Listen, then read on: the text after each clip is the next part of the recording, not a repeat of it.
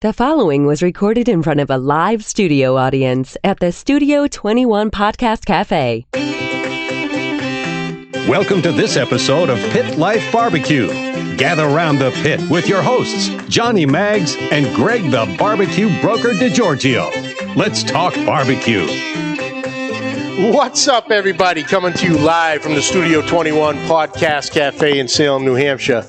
It's the Pit Life BBQ podcast where we talk everything barbecue and a lot of other topics that you normally talk around the pit. As always, I'm joined by the Barbecue Broker. My man. What's up, dude? How are you? Hanging in there, getting ready for the Christmas rush. It has started. It has. And it is slowly ramping up. Starting next week, it's going to be balls to the wall. Crazy. Unreal.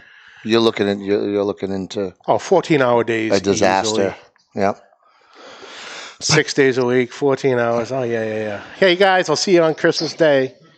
You just walk out of work every night going... That's it. Yeah. Go home, throw some groceries down the neck, and hop in bed because I got to wake up in 3 hours to go do it again. Brutal.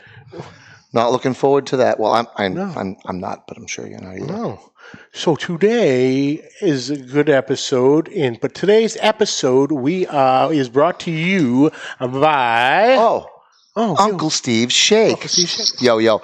Here's the deal. Have you ever wondered why your neighbor has a line of people waiting to get in their backyard every time they have a barbecue? But when you have your barbecue, for some reason, people just aren't showing up.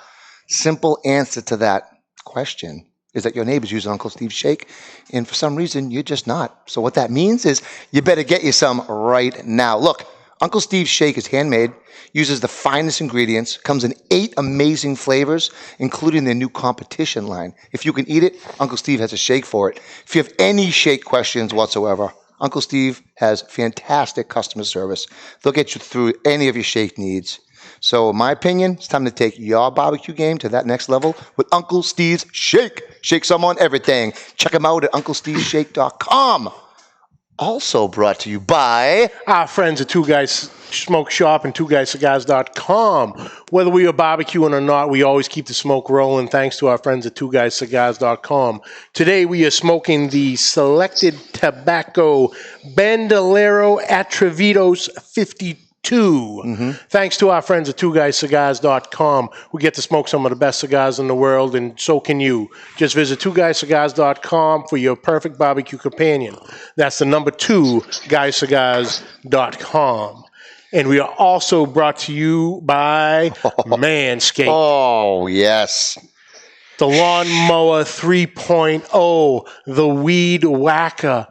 Their underwear is phenomenal. Keeps your freshly taken care of boys right where they belong. Heat sensitive, so it keeps you cool when it should. And, and also, their line of other products, their lotion, the Weed Whacker, the Crop Preserver cream. Who doesn't want to preserve their crop? You want your crop smelling nice. You know what I mean? You don't want dead flowers. You don't want any of this funky stuff. And I know you've said this once before. Is when you trim the fat. The brisket looks better, bigger. baby. I'm just saying. You know what I'm saying? It does. The deer looks bigger in the field. That's it. And then in the forest. It's waterproof. You can use in the shower. Oof. Has LED lights, so you can, you can get into all the nooks and crannies. You got to get there. Nothing. You never know when you're going to lose power and want to shave your nutsack. That's it. Yep. So carve them boys up. To get your own, go to manscaped.com/pitlife, and at checkout use the promo code PITLIFE for 20% off and free shipping on all your orders. Did you hear that, sweetheart? 20% off. I know you love a good deal, and I know you're watching because you watch every show faithfully. Not what? There was no need to put a shot across Rachel's bow. She watches as much as possible. Whenever she can, she is there for support. But I know she would like me to get the Weed Whacker, probably. That's what I heard. I heard you got a little Jurassic thing going on down Stop there. talking to my wife about my Jurassic It's no longer problems. the 70s, my friend. It's not cool. But today's episode, I am so excited to talk to a dear friend of mine, our good friend James Pavia. hailing out of the great state of Texas of Aim 'em and Claim 'em Smokers. Brother James, what's up, my man? What's up, James? What is going on, fellas? Thank you guys for having me. I am excited. I really am excited. Nice to be here with you guys. Nice, Beautiful. yes. Thank you for taking some time out to talk with us. But we talk on a regular basis between the our barbecue family on YouTube and everything. But there's a whole, believe me, I have a whole list of the boys, and everyone was on it. So finally, I got a chance to talk with Brother James. Nice. So how's everything going in Texas right now? Everything is good. The weather is beautiful. Can't complain. I live in Texas, so not a whole lot to complain about. Absolutely. Absolutely. Especially this time of year. I love it. For me, it's my favorite time of the year. Yeah. Same for me here in New England. I really like the fall, that cool, sometimes warm, but not muggy weather. Yeah. Still in here, early December, it's still comfortable, 40s. Low 50s, it's still not, crazy ass cold yet. It's still comfortable, at least for us anyway. It's amazing how a 50-degree day in December can feel so hot, yet a 50-degree day in the summer, in the spring, put a snowsuit on or something, right? Crazy. But anyway, James, tell us, everybody who's not familiar with you and Name 'em and Claim 'em, how'd you start out in barbecue? Obviously, for Texas, barbecue runs through your right up. You're almost born into it. But how'd you get your start in barbecue, and how'd you build your passion for barbecue? So yeah, being a Texas boy growing up, that's just like a rite of passage in Texas. You grow up barbecuing, you grow up hanging out in the backyard, excuse me, with family over and just queuing it up. So growing up, it's always been a part of my life. I really started to get into it in probably the last 7-8 years, starting to do it more like on my own, and then thinking about entering the competition world, which I started in January of 2015. And it's just something that it's one of those things that you do that like brings people together. So even if it isn't like a competition, just barbecuing, being around your family, being around your friends, it really, is there anything better? Right. So, and then to throw some smoked meat into that mix, I mean, it's, so one is something that we just grew up doing, but, as I got older and out of high school, me and my buddies, when we would all hang out, that was the one thing that we did. We'd always barbecue together. And as we started to get a little bit older and separate and get married and people kind of go on their own ways, it's just something that, has always been in my blood. It has always been something that I enjoyed doing. I got the pits fired up easily 3-4 times a week. And I just do so much cooking just because. Yeah. I know that feeling. A lot of times it just ends up going to waste because I'm not necessarily cooking for anything. I just want to be by the fire. It's just a habit, second nature. Now, do you do a lot of live fire, like steaks type stuff? Or you good more like a low and slow guy? Good combination of both. Yeah, it's a combination of both. I'm always, if it's like ribs at least once or twice a week, but those are a little longer cooks compared to say fajitas or steak.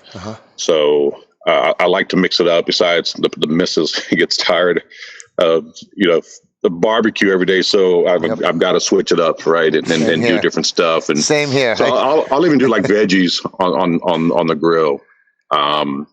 Salmon. Yep. Or is it salmon? No. Salmon. Salmon. That's salmon. Salmon. Yeah. It's really a mixture of both. I love the longer cooks. I love to just kind of sit out here, sit by the fire, and just hang out outside. But there are times when maybe I'm short on time, or maybe the weather isn't the greatest, where I still want to fire up the grill, so I'll do something a lot quicker, like I mentioned, steaks or fajita, something like that. Nice. So what are some of the tools or some of the Vessels, toys, so to your speak. babies that you smoking on? Oh Got man, over there. What you playing well, on over there? I don't know if you can see some here. I've got I've got drum smokers. Mm-hmm. I got 3 of those. I have a pit barrel. I got 5 Weber Smoky Mountains. I've got a Traeger, a Z Grills pellet smoker. I got the SNS Kamado. I've got 3 Weber kettles. 3. So a little bit of everything. 3 Weber kettles. 5 Smoky Mountains. 5 Smoky Mountains. Smoky Mountains. So that's right. It's like a playground out there. 22, 222. I'm sorry? How many? What sizes of these Smoky Mountains do you have? You got the big So one. 2 of them are 18-inch, Okay. and 3 of them are the 22.5-inch. 22.5. Huh? Yeah. Wow. And so I bought those when I bought those the 22.5 Weber Smoky Mountains. It was actually when I was starting to get into competition barbecuing, and I wanted one for each meat. So I got here in Texas we cook 3 meats: brisket, ribs, and chicken for the most part. So I wanted one for each one. So that's why I ended up going with 3. And then I had already had a Weber Smoky Mountain 18-inch. And then anytime I could pick up another grill, I'm going to do it. So I picked up another 18-inch just because. Just because you see a good deal, got to grab it. Never know when you're going to need it. Yeah. And you know what? And I use them all, which is a crazy thing. Oh, that's awesome. There you go. There you go, Ben. True story? Yeah. Oh, so that's awesome. I just happened when you raised your hand there. Is that a little trophy? Oh yes, actually, yeah. I actually won this at a cook-off. I actually have 2 of them. I got one for winning. I won the overall competition, but these I got for winning first in I got one for first in brisket and first in ribs. Now, what is that? What circuit would that be in that you're competing in? This was a non-sanctioned one. Actually, it was in 2015, shortly after I started competing. Wow. Yeah, that was about 2 years. Probably about 2 years into it by that time, right? I'm sorry. About 2 years into it is when you started competing. No, I started in January 2015 was my very first comp. Okay. So this was October of 2015. Okay. So a few months down the line. Yep. Cool. Yeah. Wow. So how many sanctioned ones do you say you compete in? Mostly sanctioned ones? Like was it the IBC? Is that IBCA. IBCA. Yeah. Is that So in Texas you have the 2 big ones are IBCA and Lone Star. My goal this year was to chase points in IBCA, but with the whole Corona stuff, they shut down for a while. Yep. So I switched over to Lone Star Barbecue Society, and been cooking under that sanctioned body. I did do a few what were considered underground events or cook-offs. They didn't really advertise it. You had to be personally invited. And that was like right in the middle of the whole pandemic. So that's why they were unsanctioned and not advertised. But I mainly do now. I'm doing all sanctioned events, trying to chase points, and I'll flip back or I'll flip between IBCA and Lone Star. That decision mainly just comes from checking the schedule and seeing which one that I could find that isn't too far from me within a couple of hours. And most of them lately here have been Lone Star, so that's where I've been competing so far is a Lone Star. But I love IBCA, so I'll hop back and forth between the 2. Nice. Now with all these competitions, we always say, we said it earlier, you said also that, the barbecue brings people together and, you meet so many people. How many relationships do you think, have started, friendships and brotherhoods started with your time on the different circuits, bouncing from competition to competition? And that is a very good question, and I got to say it's hard to really say because it's been so many. Probably, when I first started, like I didn't know anybody, and now I know everybody, and even now when I go to a cook-off, a lot of times if I got buddies over there, we try to get put kind of next together, right? So we can hang out and stuff. But sometimes that's not an option. So you'll get placed by someone who you never even met before. And then just over that weekend, you become friends, and that leads to a friendship. So you're constantly building friendships, getting to know people. Honestly, there's just been so many that I truly can't count. And, a lot of them are, folks on YouTube like Bill from Chicken Fried Barbecue. He's one that I met out there. Guys, it's just too many to say, exactly. But that's the great thing about comp barbecue and their competitions is, while you are there to compete against everybody else, and my main goal is to go there and beat everybody, there's still a camaraderie that people have. If let's say I forgot my strainer or I forgot an injector, I could go next door to somebody I've never even met before and say, hey, do you have an extra injector that I can borrow? And they're like, sure, here you go. So while we're competing against each other, everyone is so helpful, and we want to see each other do well. Ultimately, we want to do better. But even the guy next to me that I don't know, I want him him or her to do well. And that's a great thing about competition barbecue, man. It just brings people together that don't even know each other. Right. Yeah, and that's the one thing about with us here up here in the New England area is the almost lack of competitions for the most part. We have the New England Barbecue Society, NEBS, and they have the different competitions here and there. And it's tough on my end with the post office because I part of my schedule is Saturdays. Oh, yeah. So you show up Friday night, cook Saturday, And then being a real estate agent. Same thing, broker, open houses. People want to go look at their homes, during the weekend when I want to be at a barbecue competition. But I know up here, there is only 4 KCBS sanctioned events a year. No, the closest one's like New Jersey, which is like 5 one of those hours in away. New England is in New Jersey. And that's technically not even New England anymore. Once you get past Connecticut. There's one right in Massachusetts. I think Maine has one. Maine, there's Which is drivable. Yeah, there's I want to say it's the Nor'easter down the Cape. Okay. Or South Shore to the Cape. Yeah, I don't know if it's but it's as rare, if not more rare, than having like a masters come here for golf or something. Like they go to like TPC and not Norwood, but Norton, Mass or whatever. Yeah. That was like the only golf tournament down here. But as far as barbecue stuff goes, we really have to drive. Yeah, you got to move far. You'll have the occasional, like the breweries put on a little, Saturday event, Sunday event. Nothing sanctioned. A rib cook-off or they have like the one on Lansdowne Street by Fenway where they have like barbecued. It's like a chili cook-off day, but everyone's selling barbecue and this and that. They got a bunch of the food trucks. Then you got the Lexington Barbecue Festival, which is now kind of turned into a food truck festival. It's not quite barbecue. I think I'm doing that this year, actually.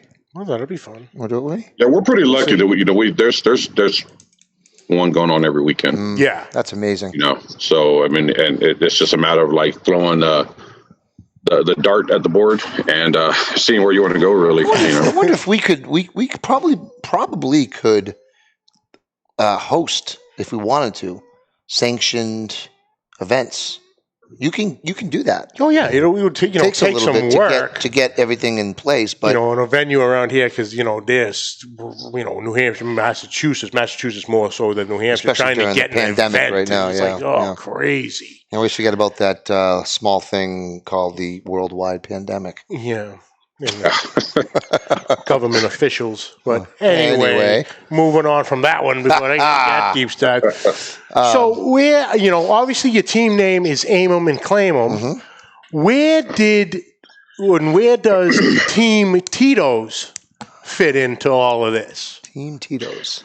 So, of course, Aim 'em and Claim 'em is my own team, which is just me. I'm a one-man cook.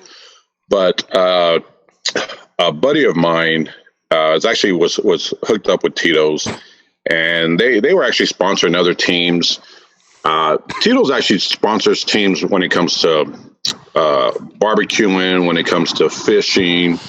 So it's not just barbecuing. They sponsor a lot of stuff, and barbecue just happened to be one of them here in Central Texas and Austin, where I'm at. One of my buddies is really good friends with the guy from Tito's who runs all that and, determine who they want on the team and stuff like that. And they had some folks on the team previously, and they weren't really making the brand look well. And so they were looking for replacements. They gave me a call. My buddy gave me a call and asked if I was interested. And obviously I was. And so I spoke with them and like, let's do it. Nice. Let's bring you on. And it's probably been a good 4 years now. Actually, maybe 5. I think it was right after I started competing is when they brought me on. No kidding. Actually, it was in 2015 when they first brought me on. And, I've just been a team member since then. So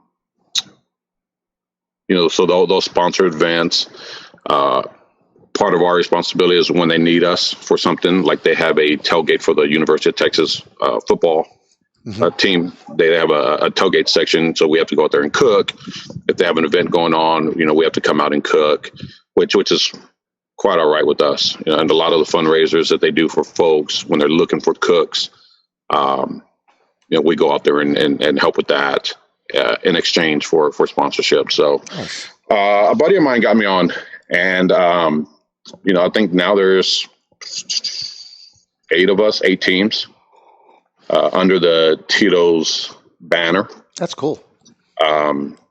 They pay for any barbecue stuff can be expensive, like competition stuff. Do they help with anything? They buy supplies and chip money. Is that kind of how does that how does that work? You have to get to super details. I'm just curious, like how they help you if they do. They don't buy the supplies, but they pay for the entrance fee, and some of these entrance fees can range from $150 to I think the San Antonio rodeo was almost $600. What? Just to get in?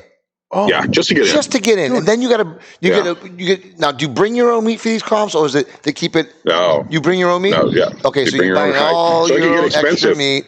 You could be thousands in, 1,000, 2,000 in. Yeah, easily. Some of them, yeah. So they'll cover like Dawson Rodeo. I think is $550. I think San Antonio this year went up to. I want to say they might have been $650 or $675. Yeah. And that thing sold out in like 30 minutes. Oh yeah.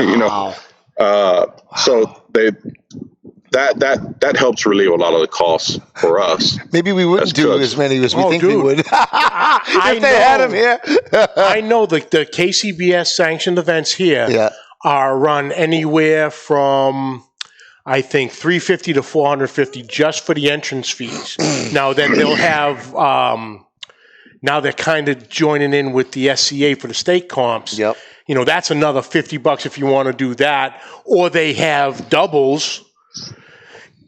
So they'll have one cook for Saturday, one cook for Sunday, that's twice the entrance fee. So you're looking at $800 for a weekend. That's just to go there. Wifey would be too happy about that. Then you buy all, if you need water and electric for hookup on the trailer, that's a separate cost. And you still haven't even lit a bag of coals or a log of wood yet.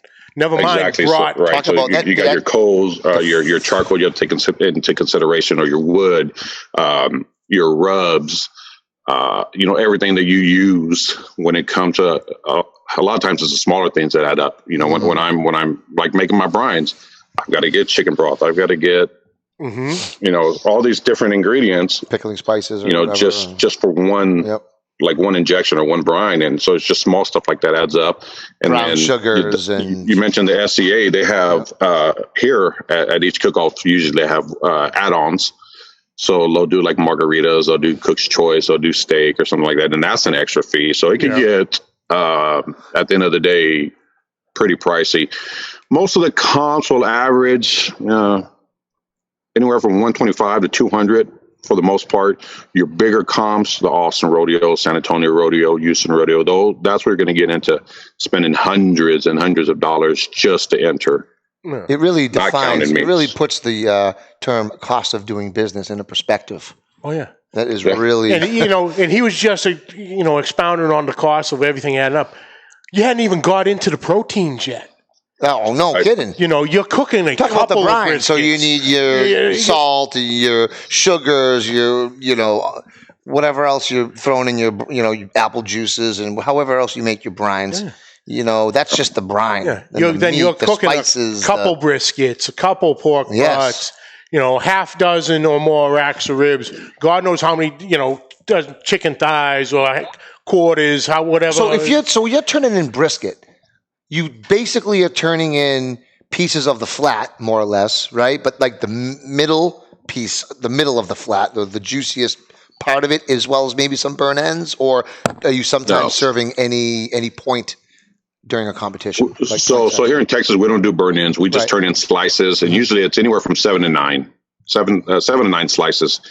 And what most of us focus on, what I mean by most of us, I mean us experienced cooks, is when we trim our brisket, we make sure we leave part of the flat and part of the point. So it doesn't matter what size I start with. My brisket can be 20 pounds. I'm going to trim it down to about 9 pounds. Wow. So it's like a hockey puck of like the best part of the brisket, right where the flat and the point start to meet. So that way I give the judge a little bit of the flat and a little bit of the point. Some judges don't like fat, so you want to give them the option of being able to eat from the flat. Some judges like fat. So you don't put any of the point in there, they don't have that option to taste it, and so that can be a knock against you. So it's usually, and what I do is like I'll start cutting from the flat to the point. And the first slice from the flat goes in the back of the box. Okay. And the last part of the point will go. That would be my very first slice. So when you open the box, that's the very first thing you see. That's for a couple of reasons. One, sometimes you go multiple rounds. Sometimes you only go one round. So I want to put to me, the point is the best part of brisket. It's more moist, more flavorful. Of course. So I want to put that up front in case you want to go on 1, maybe 2 rounds. Another thing it does is it helps keep everything else behind it moist. Yep. Because you're flat. You're layering on top. It's obviously a lot more moist. So each slice you put in there, it just kind of helps keep everything a little more warmer and a little more moist.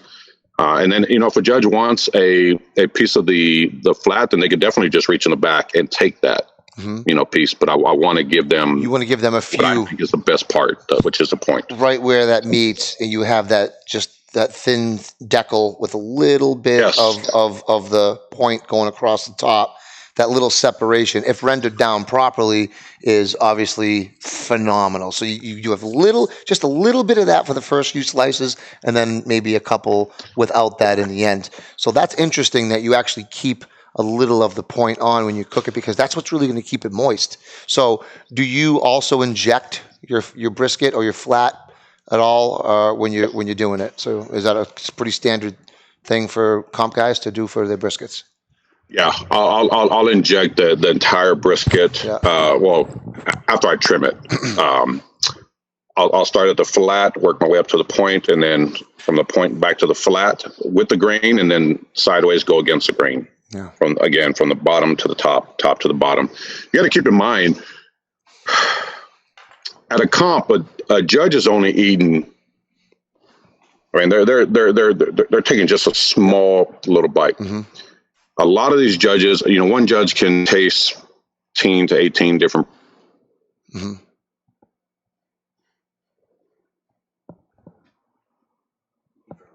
Froze.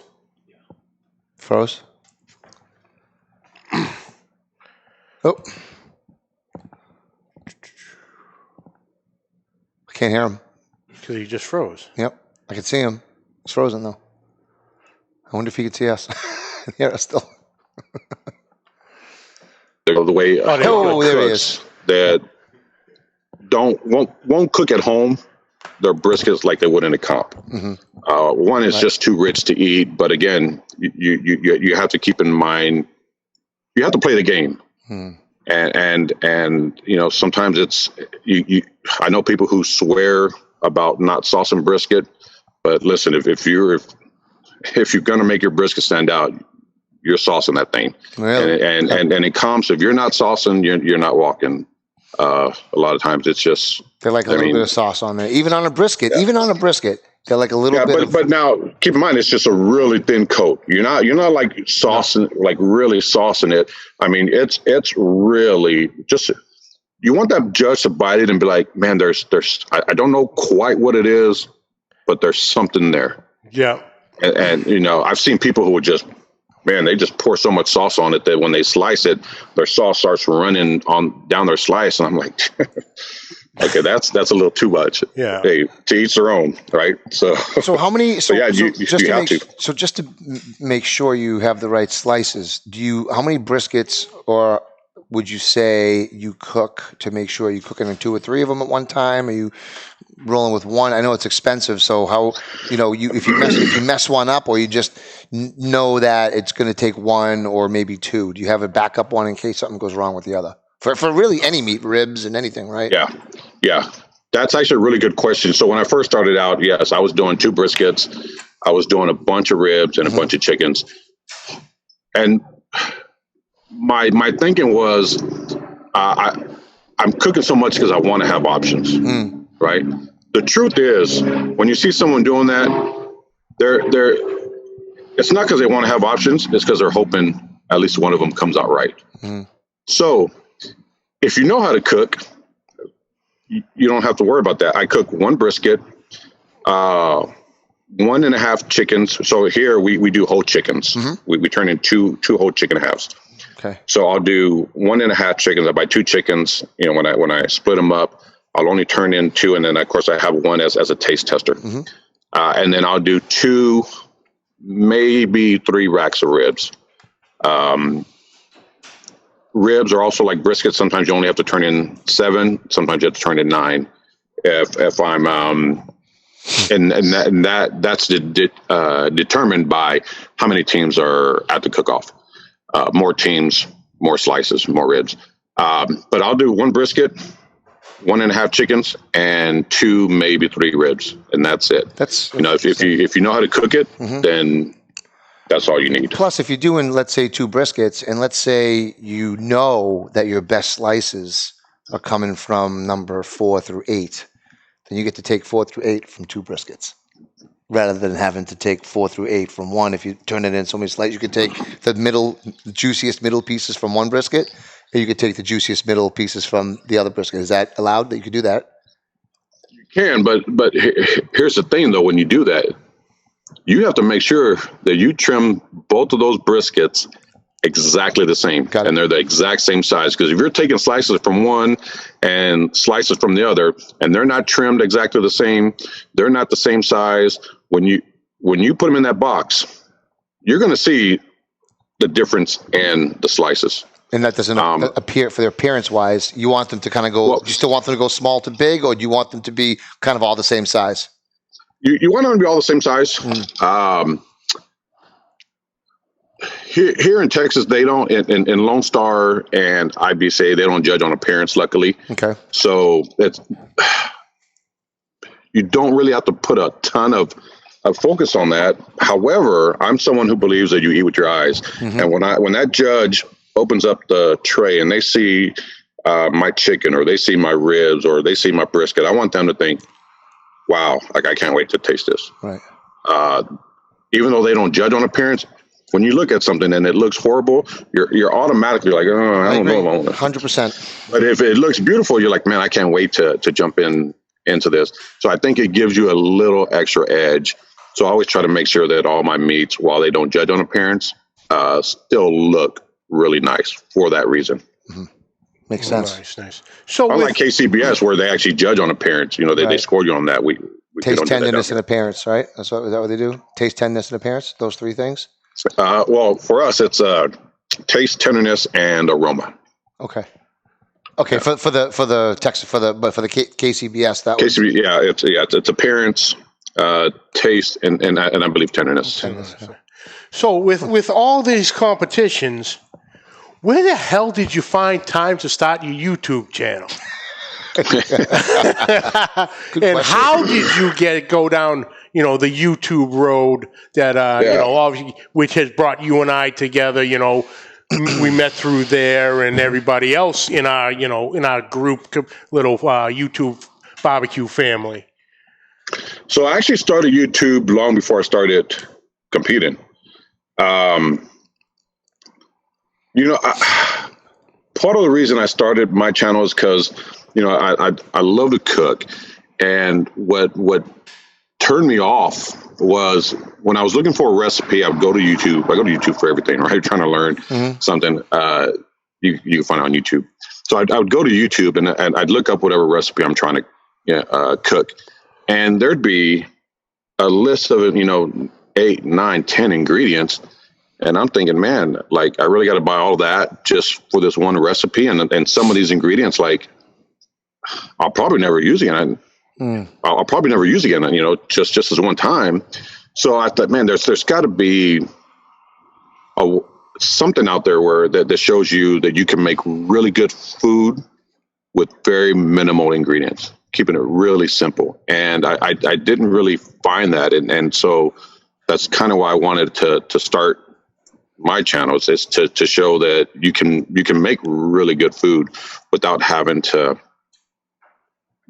incorporate, a dozen different ingredients in your recipe. Now, some ingredients, some recipes, still call for a number of ingredients, but I wanted to prove that you can make really good food without having to go through all that. And so that's how I started my channel. Once I started getting into competition, that was just another thing to add to my channel to help it grow. Nice. But I think I want to say 2013 maybe 2013 is when I started YouTube. Somewhere right in there. So come a long way, because I believe you have somewhere around 32.6K subscribers to be exact. If you say so. That's all right. Yeah. I get a lot of people to tell me, man, I'm surprised that you don't have a lot more. And quite honestly, I probably could, but I don't put in the work that a lot of people do to try to make their channel grow. My thing is, I want to grow organically. If I'm not aiming for the numbers. I'm not aiming to be 100,000, 200,000, 300,000. If I get there, obviously that's great. That's amazing, and I'll take it. But that's not my goal. I just want to do what I do. If I grow, I grow. If I make new friends, I make new friends. And mainly just wanting to share what I love to do with folks. But it could probably be a lot more than that if I did put more time into maybe advertising on social media, stuff like that. I think that what you have now is nothing to sneeze at, in my opinion. That's a great, 32,000, to say that you should have more. That's an accomplishment on his own, right there. I mean, I don't think that. I mean, that's what people tell me. Yeah. That's a lot. I think it's a lot. I don't know. I'm a very simple dude. Yeah. I'm happy with, and just in life, I'm happy with what I have. Mm-hmm. You know, so I mean, I don't say that as complaining like, dang, why isn't my channel bigger? Mm-hmm. You know, but that's just, I'm just saying that sometimes I get that from people. Yeah. But to me, it's, man, I'm good where I'm at. You know, if I grow, I grow. I wish I could grow more important for me to be genuine and, you know, make new friends, you know, than trying to get to 1, 2, 300, right. You know, 1,000. Yeah, you know, if you a lot of the things I've seen, you know, this is going to come out terrible. But why are you looking at me right now? It's just how I turned. You know, there's a lot of guys that we all know who have great channels, had a great following. Then they hit that one video, and it just explodes. Mm-hmm. For example, Brother Alton, when he hit that brisket video a few months back, all of a sudden, it just went haywire. And I think he just hit 1 million views on it. Wow! You know, there was one weekend. It was literally updates. Oh, hey, cool, pretty cool. 5,000 views on this. Whoa! 20,000 views on this. 45,000 views on this. Trending. This is just a weekend. That's crazy. And then it just skyrocketed. Same with Phil Riddick from Daddy Cooks. Yeah. His original UDS cook. Yep. You know, over 500,000 views on that one video. And that's what everyone says. If you just keep doing it, you're going to catch that one video that just gets legs and just does it. And it was, you know, a simple, you know, the easy way to cook a brisket. That was, you know, and he just showed you the step by step, and this is boom, boom, for beginners. This is how you want to learn how to cook a brisket. This is my advice to you and how I would do it just starting out. And it just amazing. 1,175,020 views. Wow. You know, that's crazy. Wow. You know, but it's just nuts. It's just nuts. You know, and like I said, I'm on all your tails, man. I just hit 281 followers, so I'm catching you quick. I'm catching you quick. There's definitely things that help with that. You know, when it comes to your wording, what you have in your title, you put in your description, and you put in your tag, stuff like that helps you. When you hit all three of those, you know, I know that helps out some. But yeah, man. Alton, he's one of those guys that, you know, has really taken off and good for him, man. Yeah, and even Brother Joe from Smoking Joe's Pit BBQ. He's doing very well too. He hit that 20,000 mark about a month back, and it just went kind of haywire on his end too, which is great, because that's what I love to see out of everybody, that everyone's doing well. You know, everything's working for everybody, because like you said, we are such a, I'd like to, you know, I say we're such a close-knit group of, you know, everybody, me, you, Joe, Alton, CJ, Kent, Chef Johnny, Eric, Phil. You know, our whole YouTube family. You know, it's one of these. I know I could shoot you a message, and you know, I had a post the other day that I didn't know what the hell you know, and I messaged Brother Rick Galindo, hey, can you translate this for me? Because it was in Spanish. I didn't know what the hell it was. He goes, oh, dude, that's a political post. You know, yank that shit down. Like, you know, but little things like that, in a blink of an eye, someone's going to answer the phone, and it's beautiful that, you know. You know, I consider you a friend, yet we've never met in person. You know, and you know, it's the same with everybody. It's just a wonderful group, and you know, to share tips, techniques, and you know, hey, I've never done this before. Where do I start, or where can I even get this? It's like Pen Pals 2.0. Yeah. You know, that's the great thing about this community, man. You can, like you said, we've never met in person.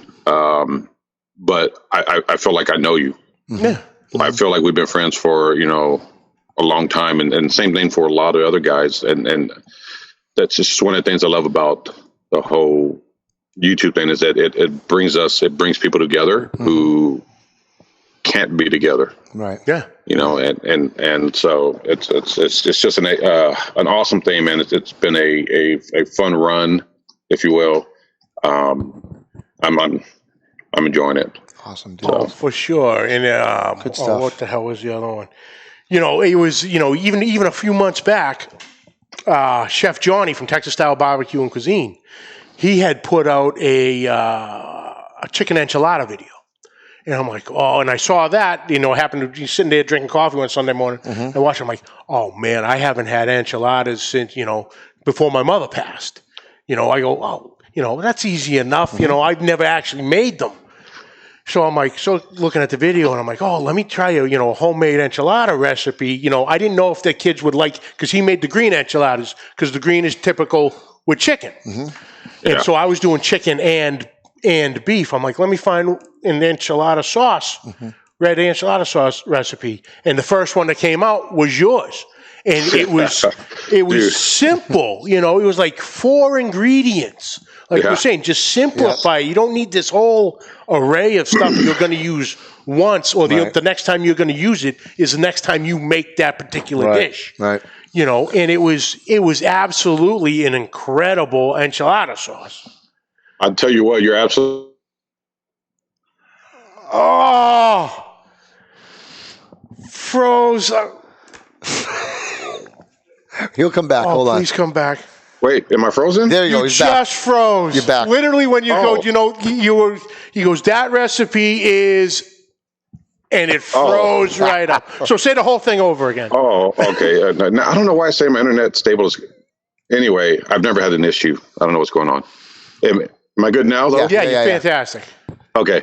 Yeah, I was saying that recipe is one that every person that I've shared it with has told me I'll never make enchilada sauce any other way except this way. I think it's 3 or 4 ingredients. Yeah. That's it. Freaking amazing. It is good. And I got to be honest and say that is not my original recipe. I think that's one I got from, she changed her channel to, I think it's Simply Mama Cooking, but it used to be Got You Chain. Oh my God. Oh, I did it again. Frozen. Oh, damn. We're right Like at the movie. We're right up against the wall, too. Damn it. Oh, Oh, shit. oh well. There's nothing we can Until do next on week, this keep the one. smoke rolling. No. But anyway, guys, Wait, Hey, he's back. oh, Dude. it Froze again. am I here? Yeah, am I you're here. Yep. yeah, we're good. When you tell me that I'm freezing, you guys are actually freezing on me. Oh. Oh, I don't know. It's both there. Yeah, we. Before we freeze again, tell everyone where they can find Yeah, you. we're up against the time. So Brother James. where can everybody find you social media wise? YouTube, Facebook, and all that. Yeah, so YouTube, it's Aim'em and Claim 'em Smokers. Instagram, same thing, Aim'em and Claim 'em Smokers, and the same thing on Facebook. On Twitter, it's AC Smokers, or at AC Smokers on Twitter, and that's pretty much it. Awesome, dude. Awesome, Brother James. Thank you so much. Appreciate you taking time out. Absolutely. I know you're getting ready to do some trimming for a comp you got this weekend. Beautiful. Wish I could have a comp in December. He'll be trimming for a comp, and you'll be trimming not so for a comp. Just real quick, you heading to Houston in February? I am. We're going to meet. Oh, Yeah. Yeah. I'll be there we'll too, get to Doc. meet in was February? February, I think 25th, 26th, 27th. Yeah. Can't wait. Dude, it's listen. Be ready is all I'm gonna tell you. Okay. They're not gonna. I don't want to jinx it, but they're not gonna. You don't think they're gonna cancel it? Shut up. I'm just there to Don't jinx it. Don't jinx it. Not yet. It hasn't been.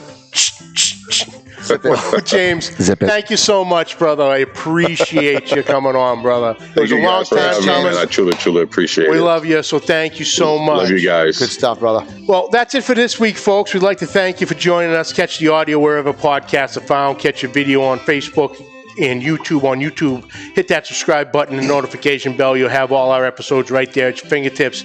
On social media, find us at Facebook, YouTube, and Instagram at Pit Life BBQ. And also, Hey, check me out at the BBQ Broker on Instagram, Facebook. Also got a new YouTube channel I just launched not too long ago. We'll get there. And also our awesome Facebook group, the New England Pitmasters. Check it out. and also catch my YouTube channel, Johnny Mags BBQ. And questions and comments, please send them to Pit Life BBQ Podcast at gmail.com. And like always, folks, subscribe, like, rate, and review. Hit that share button. Can't thank you guys enough.